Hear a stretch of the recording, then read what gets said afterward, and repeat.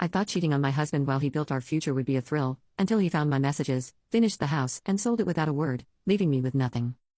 I was sleeping with my contractor while my husband worked 16-hour days to pay for our dream house. The irony wasn't lost on me even then, but I didn't care. David was pouring everything into building me the home I'd sketched on napkins since we were dating, and I was repaying him by screwing the man installing our kitchen cabinets. It started because David was never around anymore. He'd taken on extra consulting projects to cover the construction costs, working until midnight most nights. Meanwhile, I was at the build site every day, making decisions about tile and fixtures and paint colors. That's how I met Connor. Connor was the kind of man David wasn't. Rough hands, tight t-shirts, the kind of confidence that comes from building things with your bare hands. He flirted from day one, calling me gorgeous when David wasn't around, finding excuses to brush past me in the unfinished hallways. "Your husband's a lucky man," he'd say, installing the crown molding in what would be our master bedroom. "Hope he knows what he's got." I started dressing up for construction site visits. Wore my tightest jeans, low-cut tops, perfume that would linger after I left.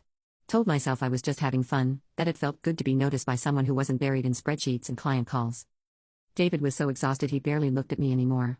We'd have these conversations about countertop materials while he answered emails, his attention split between me and work. I felt invisible in my own relationship while this stranger made me feel like the most beautiful woman alive. The first time Connor kissed me was in our future living room, surrounded by sawdust and exposed wiring. I brought him coffee and he grabbed my wrist, pulled me close, pressed his mouth to mine hard enough to bruise. "I've been wanting to do that for weeks," he said against my lips. I should have stopped it there. Should have transferred contractors, told David something. Instead, I kissed him back and felt more alive than I had in months. The affair escalated quickly after that. Connor would text me photos of his work progress, but really he was just finding excuses to get me back to the house. We'd have sex on the subflooring where David and I were supposed to make love as homeowners. On the kitchen island David had custom designed for me. In the master shower that was meant to be our private sanctuary. Every surface of my dream house became tainted with my betrayal, but I was too intoxicated by the attention to care. Connor made me feel desired, spontaneous, young. David made me feel like a line item in his project management software. I got careless fast. Started spending hours at the construction site when David thought I was running errands. Would come home with sawdust in my hair and construction dirt on my clothes, claiming I'd been checking on progress. David was too tired and trusting to question it. Connor and I would have sex in the afternoon and I'd go home to David making dinner, asking about my day. I'd lie to his face while he served me food he picked up between client calls, too exhausted to cook but still trying to take care of me. "The house is looking amazing," I tell him. "Connor says we're ahead of schedule." David would smile, so proud of the surprise he was building me. "I can't wait for you to see the finished master bath. The tile work is incredible." Meanwhile, I'd been bent over that same vanity 3 hours earlier, biting my lip to keep from screaming Connor's name. The deception became addictive. I loved having this secret, this part of my life that was just mine. David was always talking about our house, our future, our plans. Connor never mentioned the future. He just wanted me, in the moment, no strings attached. I started fantasizing about leaving David for Connor. Imagined what it would be like to be with someone who worked with his hands, who wasn't always checking his phone during dinner. Someone who grabbed me like he needed me instead of scheduling sex around his project deadlines. But Connor never talked about us having a real relationship.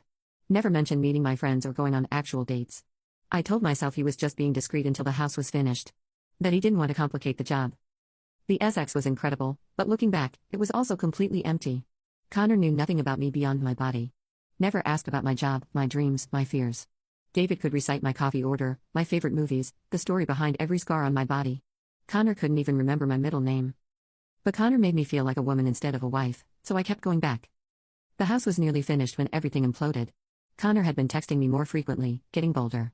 Sending photos of his body, explicit messages about what he wanted to do to me in our almost completed bedroom.